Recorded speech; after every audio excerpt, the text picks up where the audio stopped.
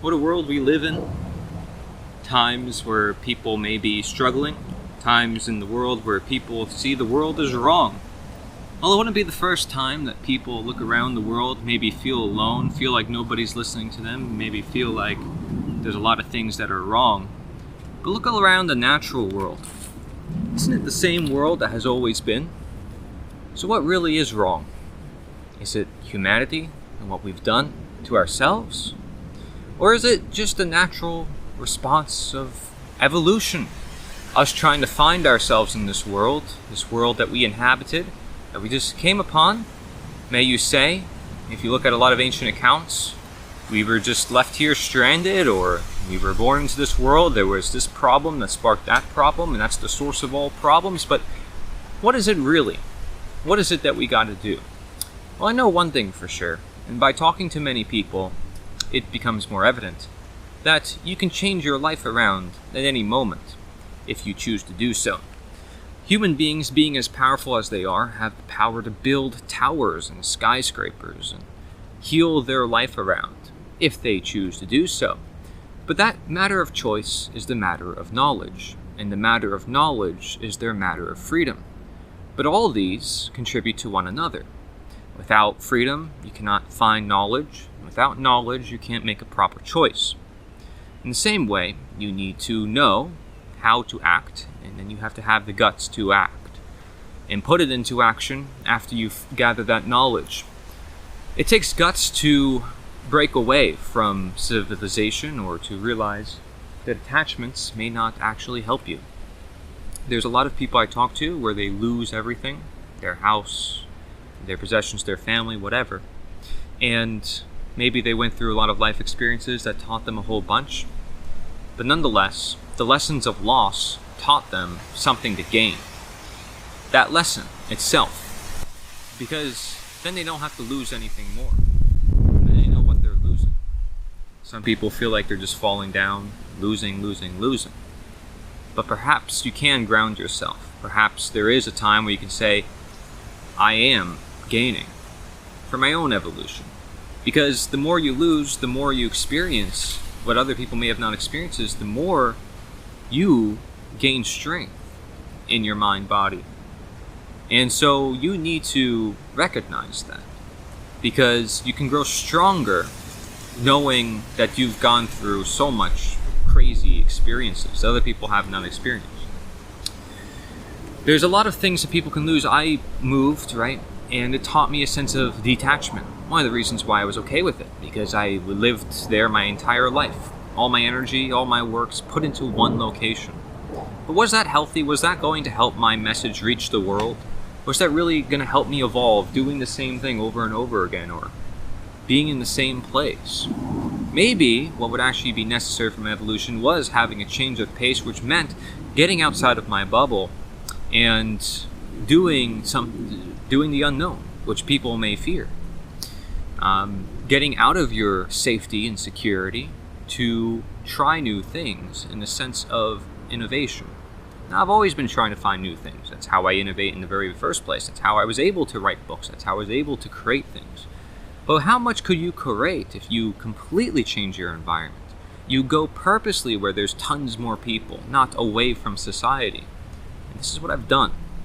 I can put myself at a greater risk of danger, but at the same time, I can put myself in front of a lot more people, the people who may need the information the most. So, some risks we all take, and some we know we are taking. The point is that everything comes down to knowledge, because you can know all the risks, at least most of them. You can't know everything. Everything doesn't go as planned in this life. I've said this before. But one thing we do know, as I said before, is that you have control over yourself, your own decisions, what destiny you have for yourself.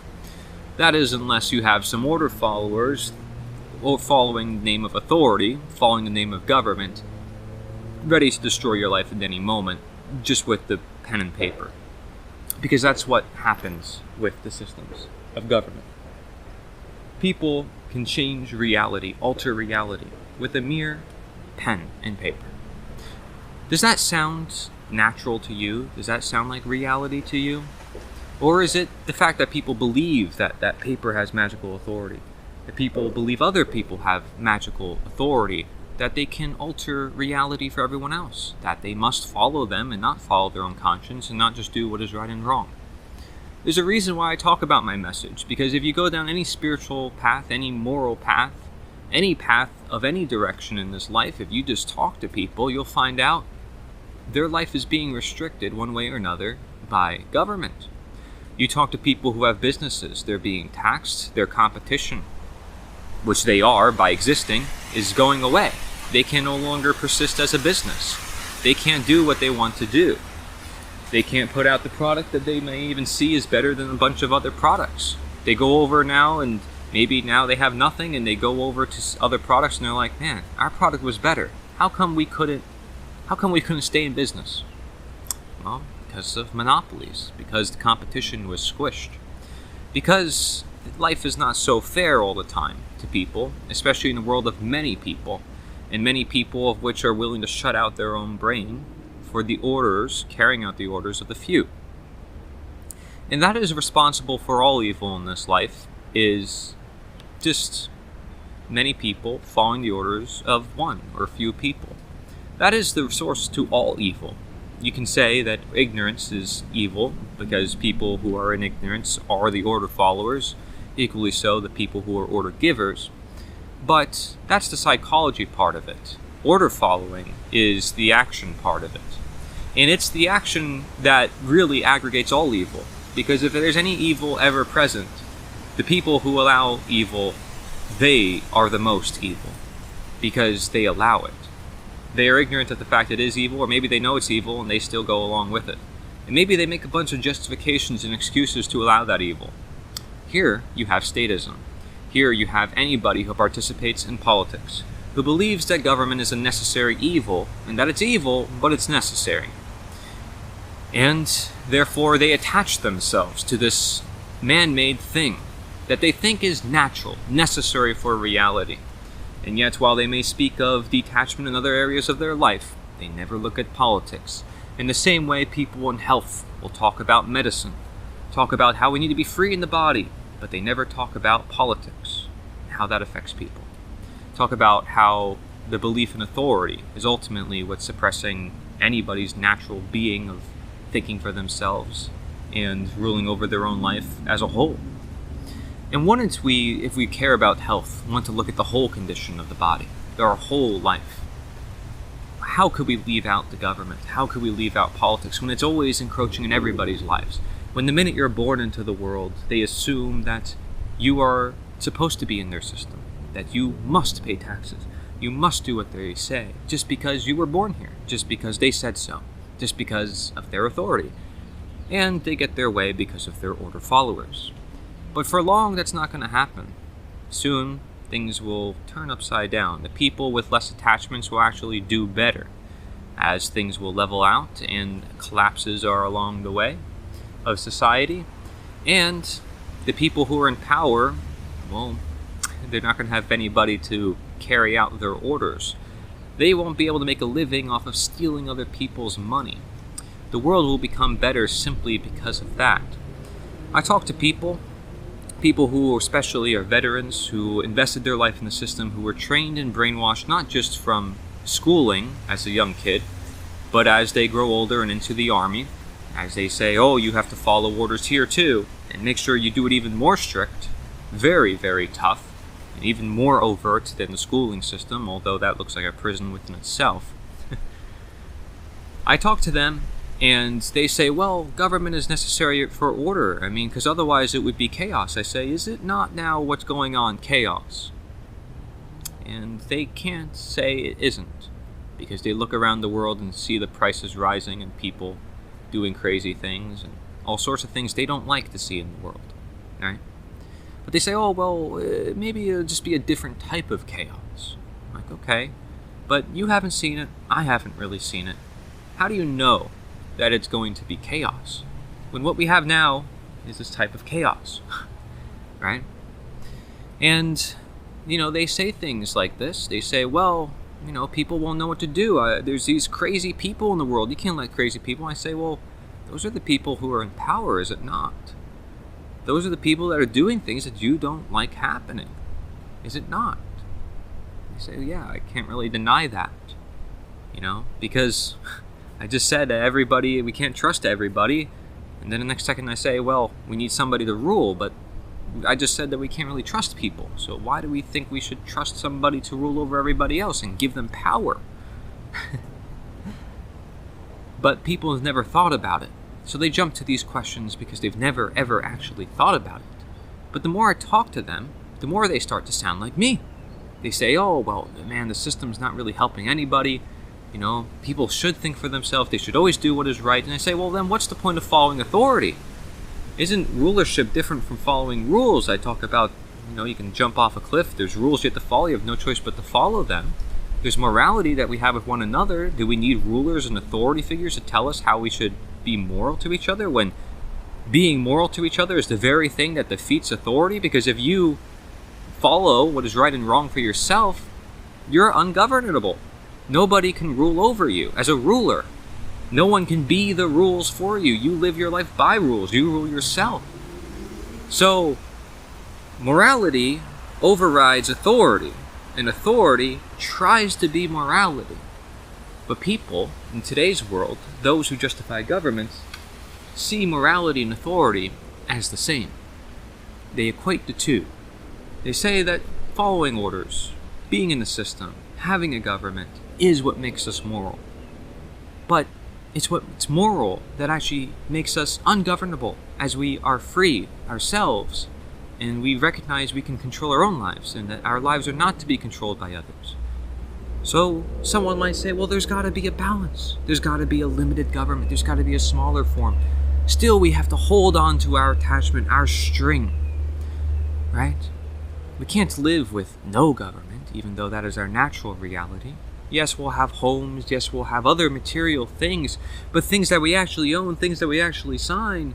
But no, we have to hold on to this string of this imagination, this imaginatory building in some authority that we just come up with thin air, with no actual thing we can identify. Like, this is government. It isn't. It's just a piece of wood. It's like, this is government. It's just a person. This is government. It's just a building. This is government. It's just a piece of paper. What is it? It's all these things, and it depends on the form and this and that. It's all opinion. It's all just what people think. So, yet it has the power to change and alter reality?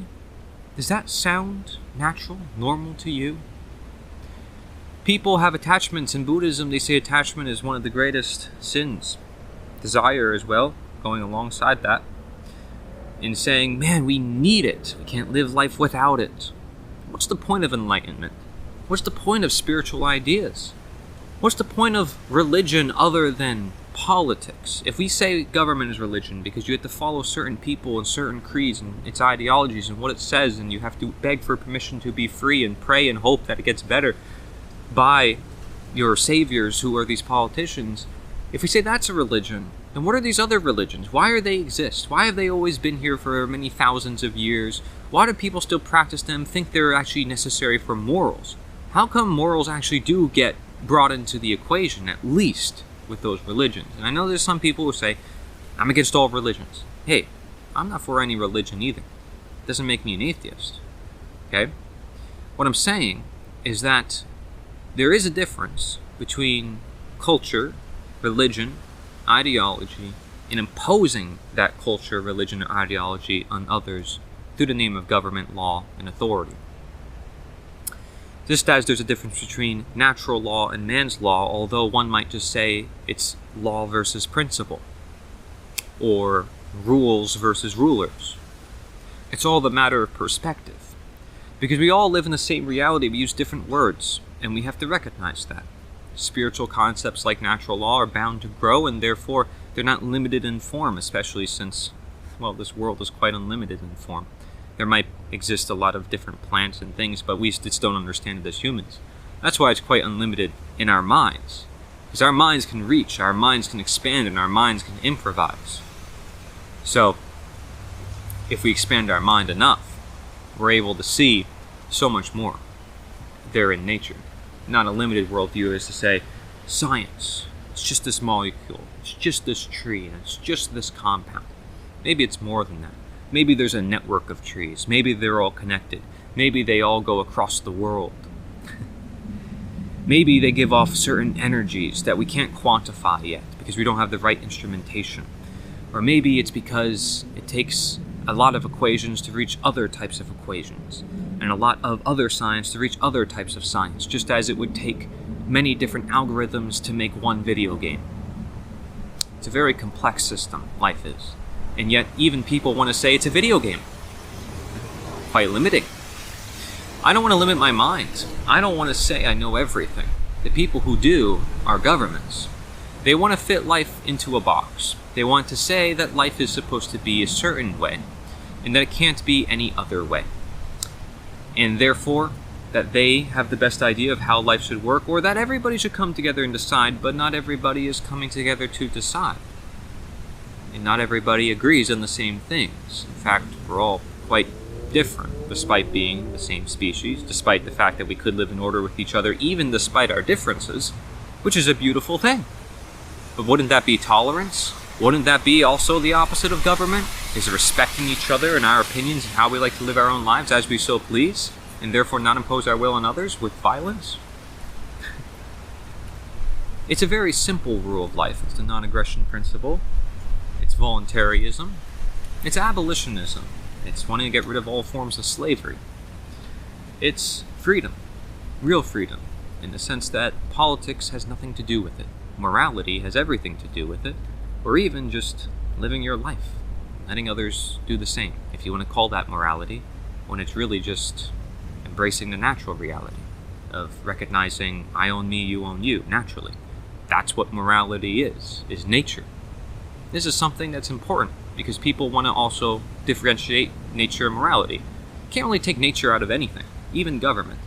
Nature has its place everywhere. That's what makes government deceitful.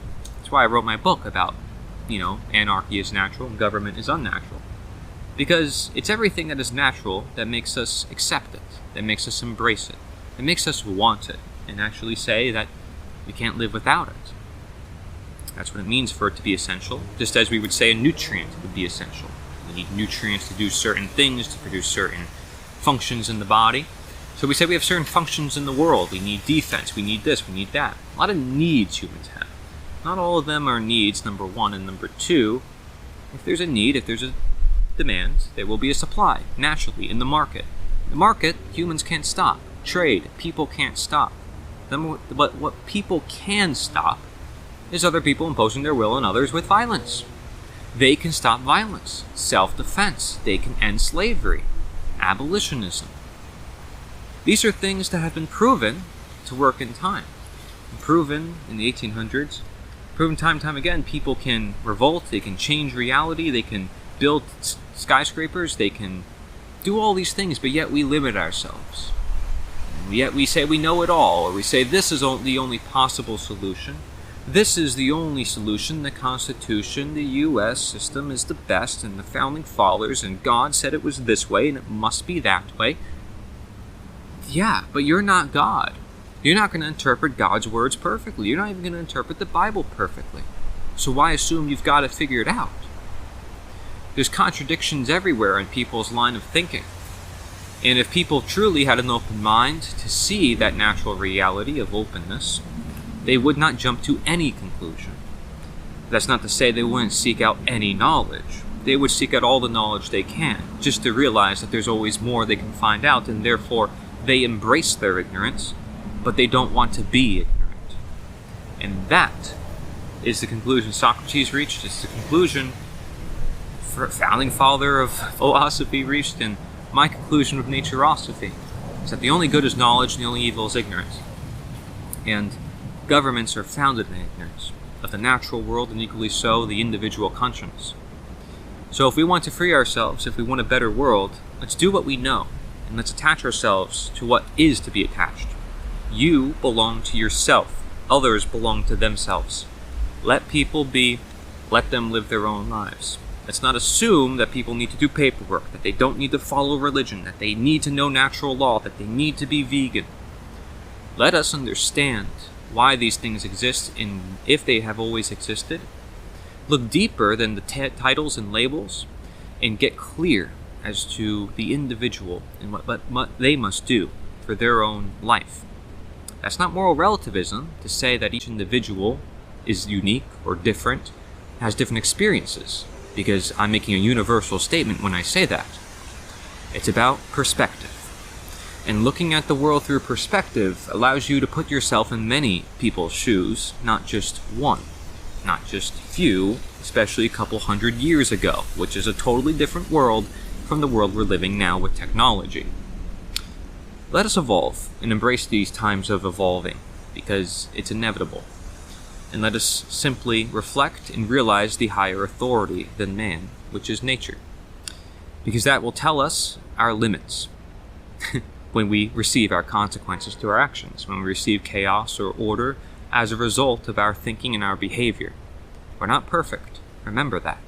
But we can think we're perfect, so long as we strive to keep improving, so long as we strive to realize that we cannot remain in ignorance. We cannot remain in old barbaric systems of slavery nor government, nor putting people in positions of authority, which is what that is. We need to help the world think for themselves and not just say, I hope and pray it gets better, or we need to do paperwork because it's our only way of getting to freedom. It isn't. They're all illusions. It's not going to help us. They're all based in fear or permission. None of them are based in true independence or freedom. And yes, it sounds hard to say, let's just be free, let's just stop paying taxes. But with enough people knowing to do that, it will happen on its own. And that's why I share this knowledge. I don't need to tell you what to do.